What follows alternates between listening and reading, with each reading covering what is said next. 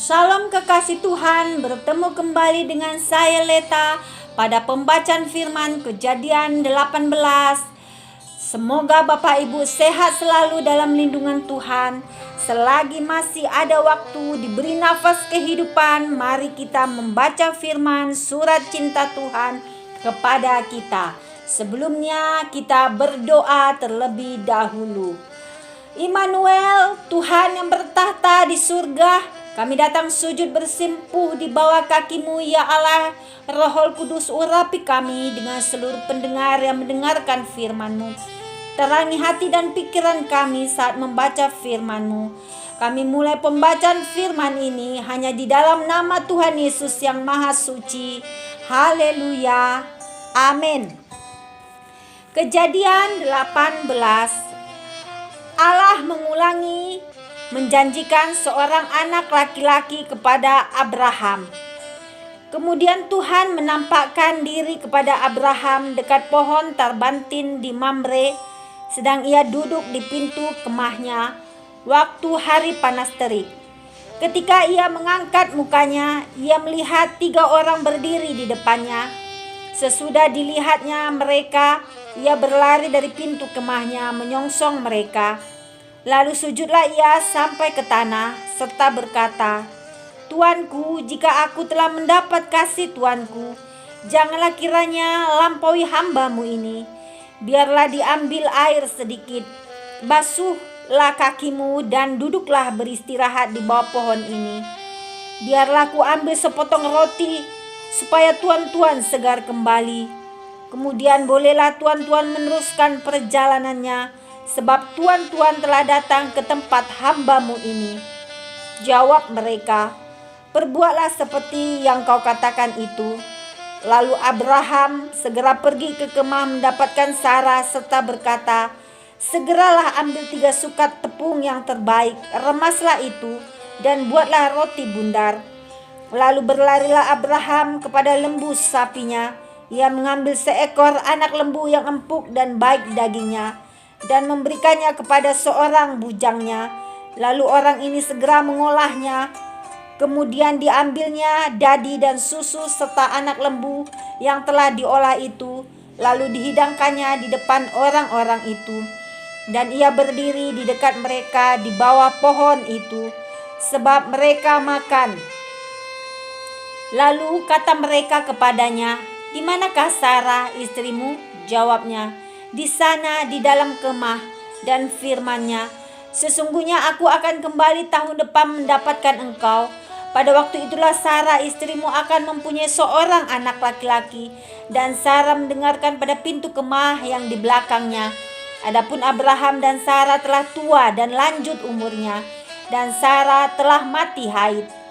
Jadi tertawalah Sarah dalam hatinya, katanya, "Akan berahikah aku setelah aku sudah layu, sedangkan tuanku sudah tua?" Lalu berfirmanlah Tuhan kepada Abraham, "Mengapakah Sarah tertawa dan berkata, sungguhkah aku akan melahirkan anak, sedangkan aku telah tua? Adakah sesuatu apapun yang mustahil untuk Tuhan? Pada waktu yang telah ditetapkan itu tahun depan, aku akan kembali mendapatkan engkau." Pada waktu itulah Sarah mempunyai seorang anak laki-laki. Lalu Sarah menyangkal, katanya, "Aku tidak tertawa sebab ia takut." Tetapi Tuhan berfirman, "Tidak, memang engkau tertawa." Doa syafaat Abraham untuk Sodom. Lalu berangkatlah orang-orang itu dari situ dan memandang ke arah Sodom, dan Abraham berjalan bersama-sama dengan mereka untuk mengantarkan mereka. Berfikirlah Tuhan, "Apakah aku akan menyembunyikan kepada Abraham apa yang hendak kulakukan ini? Bukankah sesungguhnya Abraham akan menjadi bangsa yang besar serta berkuasa, dan oleh dia segala bangsa di atas bumi akan mendapat berkat? Sebab aku telah memilih dia supaya diperintahkannya kepada anak-anaknya dan kepada keturunannya, supaya tetap hidup menurut jalan yang ditunjukkan Tuhan, dengan melakukan kebenaran dan keadilan, dan supaya Tuhan memenuhi kepada Abraham apa yang dijanjikannya kepadanya." Sesudah itu berfirmanlah Tuhan, Sesungguhnya banyak keluh kesah orang tentang Sodom dan Gomora, dan sesungguhnya sangat berat dosanya. Baiklah, aku turun untuk melihat apakah benar-benar mereka telah berkelakuan seperti keluh kesah orang yang telah sampai kepadaku atau tidak. Aku hendak mengetahuinya. Lalu berpalinglah orang-orang itu dari situ dan berjalan ke Sodom. Tetapi Abraham masih tetap berdiri di hadapan Tuhan. Abraham datang mendekat dan berkata, "Apakah engkau akan melenyapkan orang benar bersama-sama dengan orang fasik? Bagaimana sekiranya ada 50 orang benar dalam kota itu? Apakah engkau akan melenyapkan tempat itu dan tidakkah engkau mengampuninya karena ke-50 orang benar yang ada di dalamnya itu? Jauhlah kiranya daripadamu untuk berbuat demikian, membunuh orang benar bersama-sama dengan orang fasik, sehingga orang benar itu seolah-olah sama dengan orang fasik. Jauhlah kiranya yang demikian daripadamu. Masakan hakim segenap bumi tidak menghukum dengan adil?"